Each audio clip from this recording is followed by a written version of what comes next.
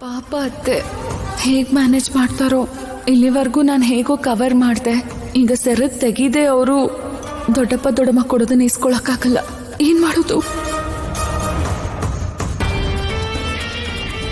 ಅಣ್ಣ ಅದಕ್ಕೆ ಉಡುಗೊರೆ ಕೊಡ್ತೀನಿ ಅಂತಿದ್ರೆ ಇನ್ನ ಯಾಕೆ ಆಲೋಚನೆ ಮಾಡ್ತಿದ್ಯಾ ಪದ್ಮಾ? ತಗೋ ಸೆರಗೊಡ್ಡು.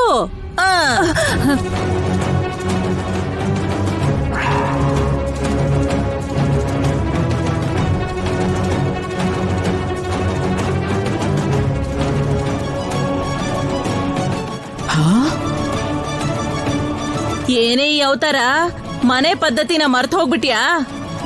ಏನಮ್ಮ ಏನಿದು? ಏನ್ ಪದ್ಮ, ಕೂದ್ಲು ಹಾಗಿದೆ?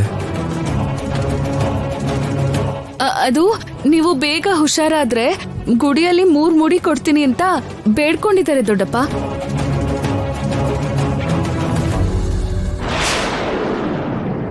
ಅದು ದೇವಸ್ಥಾನದಲ್ಲಿ ಮುಡಿ ಕೊಡ್ತೀನಿ ಅಂತ ಬೇಡ್ಕೊಂಡಿದ್ದಲ್ಲಮ್ಮ. ಯಾವನ ಕೋಪ ಬಂದು ಹಿಂಗ್ ಕತ್ರಿ ಇಟ್ಕೊಂಡು ಅಡ್ಡಡ್ಡ ಹಿಂಗಿಂಗ್. ಮಾವ ಹರ್ಕೆನೆ ಮಾವ. ಜಡೆ ಚಿಕ್ಕದಾಗಿ ಅತ್ತೆ ಕಟ್ಕೊಳಕ್ಕಾಗಿಲ್ಲ ಅಷ್ಟೇ.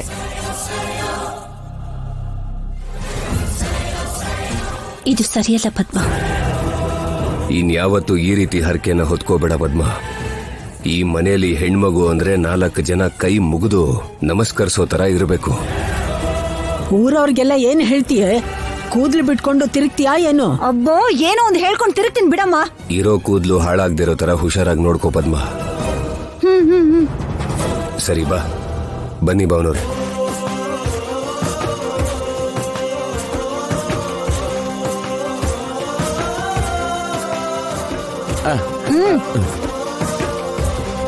ಭಾವನವ್ರ ಆಶೀರ್ವಾದ ತಗೊಳ್ಳೋಣ. 100 ಕಾಲ ಖುಷಿಯಾಗಿರಿ. ಆ ಕಡೆ ಕರ್ಕೊಂಡು ಹೋಗ್ ಜನಕ್ಕೆ.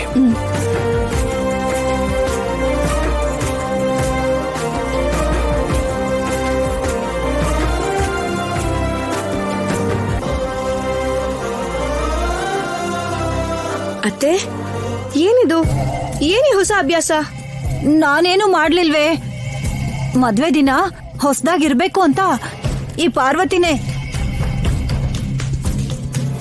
ಪಾರ್ಲರ್ ಕರ್ಕೊಂಡು ಹೋಗಿ ಹೀಗೆಲ್ಲ ಮಾಡಿಸಿದ್ಲು. ಏನ್ ಚಿಕ್ಕಮ್ಮ ಇದು? ಮದ್ವೆ ದಿನ ಅಲ್ವಾ, ಹೊಸದಾಗಿರ್ಲಿ ಅಂತ ಪ್ರಯತ್ನ ಪಟ್ಟೆ. ಆದ್ರೂ ಇದ್ರಲ್ಲಿ ತಪ್ಪೇನಿದೆ?